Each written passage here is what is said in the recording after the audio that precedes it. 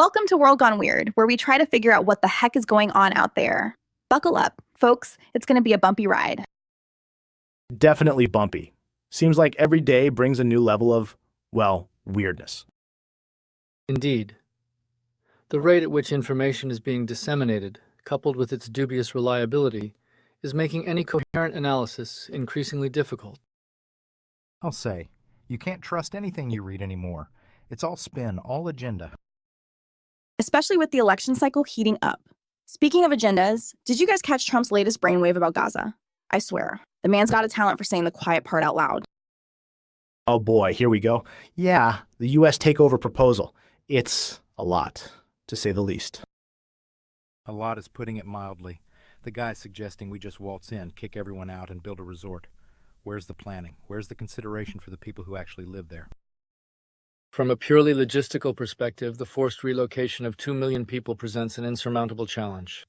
Ignoring the inherent ethical considerations, the resources required for such an undertaking would be astronomical, diverting funds from other critical areas. And let's be honest, where are they supposed to go? Jordan and Egypt already said thanks, but no thanks. Are we just going to dump them in the ocean? It's like a poorly written movie script, only with real-life consequences. Right. And the article mentions the potential for destabilizing the entire region. If we just ignore international law and the will of the people there, what message does that send to the rest of the world? Exactly, it's a recipe for disaster. And the arrogance of it all. Thinking we can just bulldoze our way into another country and dictate terms. It's unbelievable. The historical precedents for such interventions are overwhelmingly negative. The unintended consequences often outweigh any perceived benefits, leading to long-term instability and resentment. Plus, the article points out he's got his eye on those sweet Saudi investment deals. Is this whole Gaza thing just a negotiating tactic? A distraction? A way to line his own pockets? That's a cynical take, but honestly, it wouldn't surprise me. The article mentions a potential $600 billion investment. That's a lot of incentive to turn a blind eye to, basic human rights. Oh, it's definitely about the money. Always is. He doesn't care about the people in Gaza. He cares about the bottom line. It's disgusting. The intersection of geopolitical strategy and economic incentives is always a complex calculus. It requires rigorous analysis to discern the true motivations behind policy decisions. Are we safeguarding human rights, or merely pursuing economic gain? It appears that it is more about economic strategy than human well-being.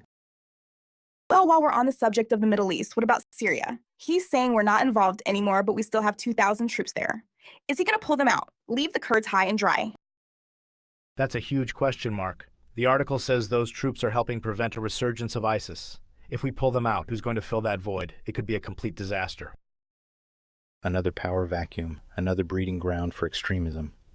It's the same old story. We create the problem, then we leave, and then we're surprised when it gets worse. The cyclical nature of intervention and withdrawal is a recurring theme in geopolitical conflicts.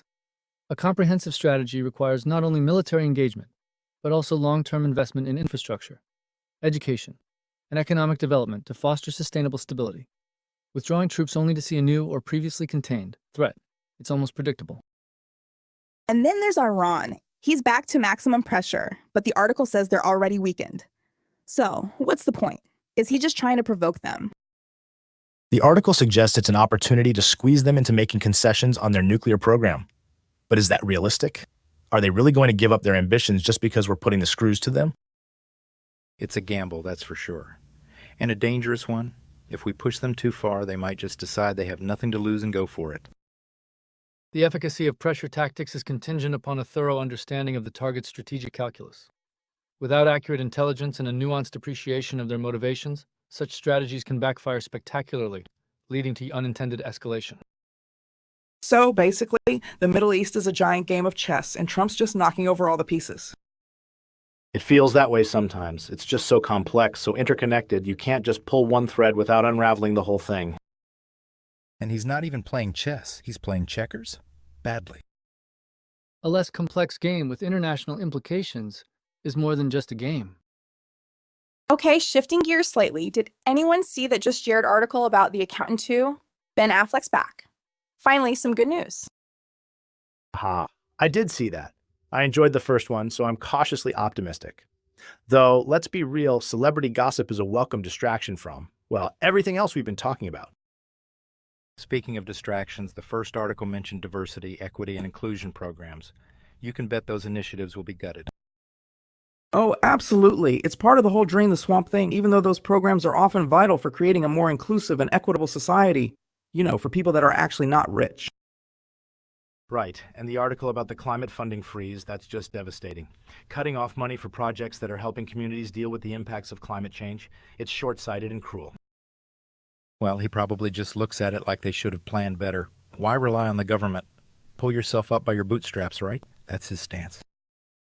A purely individualistic approach ignores the systemic nature of climate change and the disproportionate impact on marginalized communities. It's akin to telling someone to swim when they're drowning in a flood. A government, if its goal is to support those governed, is an obligation to ensure everyone has access to the necessary tools and resources to navigate these challenges. And the temporary restraining orders, he's just ignoring them. What's that about? That's what the third article's about. The White House is claiming it's a constitutional crisis because judges are blocking his actions. It's like he thinks he's above the law. It's not just that he thinks he's above the law, he acts like he's above the law. And his supporters eat it up. They see it as strength, as defiance. The erosion of respect for the rule of law is a dangerous precedent. A functional society requires adherence to established legal frameworks, even when those frameworks constrain the actions of those in power. Checks and balances? Right. Meanwhile, the last article is a real head-scratcher. Apparently, Trump's feared DOJ enforcer actually investigated January 6 cases himself. Talk about a plot twist. Yeah, that's quite the revelation. So, he was all gung-ho about prosecuting the rioters, and now he's leading the charge to remedy what Trump calls a grave national injustice. The hypocrisy is astounding. It's like he had a complete personality transplant. Or maybe he just saw which way the wind was blowing and decided to change his tune to stay in power, stay relevant. The capacity for individuals to alter their perspectives and allegiances in response to shifting political landscapes is a well-documented phenomenon. Whether this represents genuine ideological conversion or mere self-preservation is often difficult to discern. Well, whatever his motivations, it's causing a lot of fear and anxiety among FBI agents who worked on those cases. They're worried they're going to lose their jobs just for doing their jobs. And rightfully so. It's a chilling effect. If law enforcement officials are afraid to investigate certain cases because they fear political retribution, then the whole system is compromised. Exactly. It's a banana republic. Punish your enemies and reward your friends. That's his whole playbook. The politicization of the justice system is a hallmark of authoritarian regimes. A healthy democracy requires an independent judiciary and law enforcement apparatus, free from political interference. What's happening is the complete opposite. So, to sum it all up, Trump's proposing crazy stuff in the Middle East, ignoring court orders, climate change initiatives are getting slashed, and a DOJ official is apparently a secret January 6th investigator turned grave national injustice crusader. Am I missing anything? I think you've covered the highlights, or lowlights, depending on how you look at it. Yeah, just another day in the world gone weird. Indeed. We will see what next week brings. Well, folks, that's all the weirdness we can handle for today. Thanks for tuning in, and try to stay sane out there.